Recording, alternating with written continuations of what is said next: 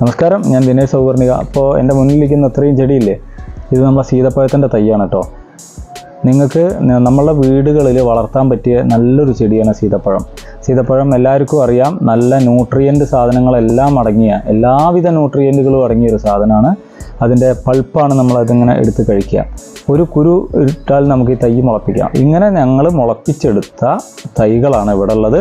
കുറേയധികം തൈയുണ്ട്. ഓരോ പ്രോഗ്രാമുകളിലേക്ക് ഞാൻ പറഞ്ഞില്ലേ, ജൂൺ 5 മുതൽ വിവിധ സ്കൂളുകൾ, കോളേജുകൾ, സ്ഥാപനങ്ങൾ ഇവരൊക്കെ നമ്മളോട് ആവശ്യപ്പെട്ട വിവിധ ഇനം ഫ്രൂട്ട് പ്ലാന്റുകളും അതേപോലെ ഔഷധ സസ്യങ്ങളൊക്കെ നമ്മൾ കുറേ കൊടുത്തു.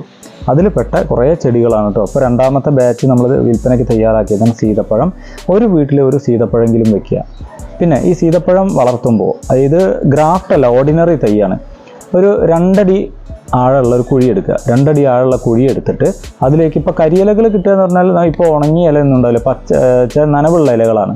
അപ്പോൾ അതുകൊണ്ട് നമ്മളെ ഇല ഉണങ്ങിയതുണ്ടെങ്കിൽ അത് കുറച്ചിടുക. പിന്നെ കുറച്ച് ചകിരിച്ചോറ്, പിന്നെ ഒരു ചെടിക്ക് ഒരു 1/4 കിലോ എല്ലുപൊടി, 250 ഗ്രാം എല്ലുപൊടി, 250 ഗ്രാം വേപ്പൻ പിണ്ണാക്ക്, 1 കിലോ മണ്ണിര കമ്പോസ്റ്റ്. ഈ 3 അളവ് എടുക്കുക. എല്ലുപൊടി, വേപ്പൻ പിണ്ണാക്ക്, മണ്ണിര കമ്പോസ്റ്റ് എടുക്കുക. പിന്നെ 1 സ്പൂണ് വാമ്.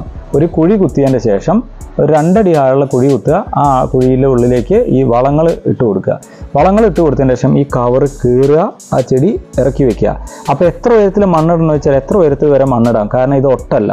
ഇങ്ങനെ വെച്ചിട്ട് നമ്മൾ നട്ട് ഒരു മാസം കഴിഞ്ഞാൽ ഇതിൻ്റെ പുതിയ നാമ്പുകൾ, ഈ വീഡിയോ ഒന്ന് ഈ ഭാഗത്തേക്ക് ഒന്ന് കാണിക്കുക. ഈ ഭാഗത്ത് പുതിയ നാമ്പുകൾ വരും കേട്ടോ.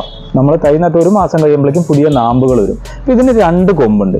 ഈ 2 കൊമ്പിൻ്റെ അറ്റത്ത് വരുന്ന നാമ്പുകൾ നമ്മൾ നഖം കൊണ്ട് നുള്ളിക്കളയുക. ഇങ്ങനെ നുള്ളിക്കളഞ്ഞാൽ ഇതിൻ്റെ സൈഡിൽ നിന്ന് പുതിയ മുകുളങ്ങൾ വരും. അങ്ങനെ ഒരു 3 മാസം കഴിഞ്ഞാൽ ഈ മുകുളങ്ങൾ വന്നു കഴിഞ്ഞാൽ 2 ബ്രാഞ്ച് ഉണ്ട്. ഈ 2 ബ്രാഞ്ചിൻ്റെ തലപ്പ് നുള്ളിക്കളഞ്ഞു. ആ സമയത്ത് സൈഡിൽ നിന്ന് ബ്രാഞ്ച് വരും. പിന്നെ 2, 3, 4 മാസം കഴിഞ്ഞാൽ വീണ്ടും സൈഡിൽ നിന്ന് ബ്രാഞ്ച് വരും. ഈ സൈഡിൽ നിന്ന് വന്ന ബ്രാഞ്ചുകളുടെ തലപ്പുകളും മുകുളങ്ങളും വീണ്ടും നുള്ളുക. അങ്ങനെ 1 വർഷത്തിൽ നിങ്ങൾ 3 മാസത്തെ ഇടവേളകളിൽ ഇതിൻ്റെ തലപ്പ് പ്രൂൺ ചെയ്തുകൊണ്ടേയിരിക്കുക. അതിന് മഴയും പ്രശ്നമല്ല, വെയിലും പ്രശ്നമല്ല, കാലാവസ്ഥയൊന്നും പ്രശ്നമല്ല. ഏത് സമയത്താണെങ്കിലും നിങ്ങൾക്ക് മുറിച്ച് കളയാം. ഇങ്ങനെ 1 വർഷം നമ്മൾ ഈ ചെടീനെ ട്രെയിൻ ചെയ്യണം. അപ്പോൾ നമ്മൾ വളം കൊടുത്ത കാര്യം മാത്രമേ പറഞ്ഞുള്ളൂ. പിന്നെ 1 വർഷം നിങ്ങൾ 3 മാസത്തെ ഇടവേളകളിൽ ഇതിൻ്റെ തലപ്പ് നുള്ളിക്കളയണം എന്ന് പറഞ്ഞു. പിന്നെ ഓരോ 4 മാസം കൂടുമ്പോഴും അതിൻ്റെ കടക്കിൽ ആ കുഴി പൂർണ്ണമായും മൂടാതെ അതിലേക്ക് വീണ്ടും കുറച്ച് എല്ലുപൊടിയും വേപ്പൻ പിണ്ണാക്കും മണ്ണിര കമ്പോസ്റ്റും കൊടുക്കുക. കൊടുത്തു കഴിഞ്ഞാൽ 1 തവണ കടലപ്പിണ്ണാക്ക് പുളിപ്പിച്ച വെള്ളവും നന്നായി ഒഴിക്കുക. ഒരു 1/2 ബക്കറ്റ് വെള്ളത്തിൽ നിങ്ങൾ ഒരു 250 ഗ്രാം കടലപ്പിണ്ണാക്ക് എടുത്ത് പുളിപ്പിച്ചെടുത്തിട്ട് 1 കപ്പ് വെള്ളം അതിൽ നിന്ന് എടുക്കുക. കടലപ്പിണ്ണാക്കിൻ്റെ സ്ലറി 1 കപ്പ് എടുത്ത് 1/2 ബക്കറ്റ് വെള്ളത്തേക്ക് നന്നായിട്ട് ലയിപ്പിക്കുക. അരിച്ചെടുത്തിട്ട് കടക്കിൽ ഒഴിക്കുക. ഒരു 3 മാസം കൂടുമ്പോൾ അങ്ങനെ 1 കപ്പ് കടലപ്പിണ്ണാക്കിൻ്റെ വെള്ളം അതിലേക്ക് ഒഴിച്ചു കൊടുത്താൽ മതി.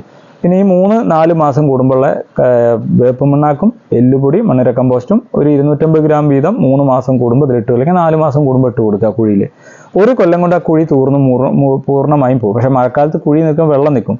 അതുകൊണ്ട് നിങ്ങൾ മൂടി കഴിഞ്ഞിട്ട് ഓരോ തവണ വളമിടുമ്പോഴും കുറച്ചൊരു മണ്ണ് അവിടെ നിന്ന് നീക്കിയിട്ട് വളട്ട് കൊടുക്കുക. അപ്പോൾ 1 കൊല്ലം കൃത്യമായി വളപ്രയോഗം പറഞ്ഞു. 1 കൊല്ലത്തെ പ്രൂണിങ്ങും കഴിഞ്ഞു. 1 കൊല്ലം കൃത്യമായിട്ട് 3 മാസത്തിൻ്റെ ഇടയിൽ പ്രൂൺ ചെയ്തത് കൊണ്ട് തന്നെ ഈ ചെടി ഒരു കുറ്റിച്ചെടിയായി നിന്നിട്ട് ധാരാളം തലപ്പുകൾ വരും. അതിൻ്റെ കനോപ്പി ഒരു റൗണ്ടിൽ, അതിൻ്റെ തളിർപ്പ് ഇലയുടെ ആ ഭാഗം ഒരു റൗണ്ടായിട്ട് നിൽക്കും. ഇങ്ങനെയാകുമ്പോൾ അധികം ഹൈറ്റ് വരില്ല. ഇനി അതൊരു 1.5-2 കൊല്ലം കഴിയുമ്പോഴേക്കും നോർമൽ തൈകളൊക്കെ പൂവിടാറുണ്ട്. പക്ഷേ പൊട്ടാഷിൻ്റെ വളം ഇടയ്ക്ക് വേണം കേട്ടോ. അതൊരു 1 കൊല്ലം കഴിഞ്ഞ തൈകൾക്ക് നിങ്ങൾ നോർമലിൽ കൊടുക്കുകയാണെങ്കിൽ വെണ്ണീർ കൊടുത്താലും മതി, അല്ലെങ്കിൽ ജൈവ പൊട്ടാഷ് വാങ്ങുക, അല്ലെങ്കിൽ പൊട്ടാഷ് ലിക്വിഡ് ഫോം അടിച്ചു കൊടുക്കുക. ഇങ്ങനെ കഴിഞ്ഞൊരു 1.5-2.5 വർഷമാകുമ്പോഴേക്കും ചിലതിൽ പൂ വരും. പിന്നെ പൂവിടാൻ തുടങ്ങിക്കഴിഞ്ഞാൽ 2-ാം വർഷം മുതൽ, അല്ലെങ്കിൽ 4 വർഷം ആയിക്കഴിഞ്ഞാൽ 3 വർഷം കഴിഞ്ഞ് കഴിഞ്ഞാൽ തീർച്ചയായിട്ട് കായ ഉണ്ടാവും. അപ്പോൾ എല്ലാ വീട്ടിലും ആവശ്യമായൊരു ചെടിയാണ് ഇത്, നമ്മളുടെ സീതപ്പഴം എന്ന് പറഞ്ഞ സാധനം. ഇത് ഞങ്ങളിപ്പോൾ ഇവിടെ 1 തൈ എടുക്കുകയാണെങ്കിൽ 40 രൂപയ്ക്കും 2 തൈ ആണെങ്കിൽ 70 രൂപയ്ക്കാണ് ഞങ്ങൾ കൊടുക്കുന്നത് കേട്ടോ. അപ്പോൾ നമ്മളെ കുടുംബശ്രീ അംഗങ്ങളും നമ്മളെ വീഡിയോ കാണുന്ന ആളുകളൊക്കെ താല്പര്യം ഉണ്ടെങ്കിൽ എത്രയും വേഗം തന്നെ കോൺടാക്ട് ചെയ്തോളൂ. സീതപ്പഴം ഒരു വീട്ടിൽ ഒരു ചെടി നിർബന്ധമായും ഉണ്ടായിരിക്കേണ്ട ചെടിയാണ്.